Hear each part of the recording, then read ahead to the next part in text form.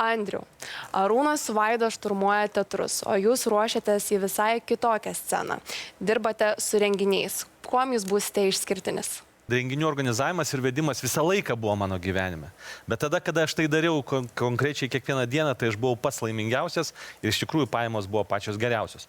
Tai aš ką dabar padariau, tai aš turėjau daug laiko, panalizavau, ką mano kolegos dabar daro ir sugalvojau, kad aš norėčiau būti kitoks vedėjas, organizatorius ir pasiėmiau į savo pagalbą dirbtinį intelektą, virtualią realybę ir jeigu jūs negaunate teigiamo atsakymo iš Šarūno Valinskos pravesti taip ir ne, tai mano renginėje jo balsu prabyla vedėjas ir netgi ir veidas atsiranda Snoop Doggo ar kito žymaus žmogaus, kuris įdomiau praveda visas atrakcijas, kurias darome video su dirbtiniu intelektu, darom muziką. Įdomiai pateikti renginį reikia irgi pasistengti. Tai aš tikrai manau, kad tos fantazijos man niekada netrūko, tai tie renginiai yra kitokie.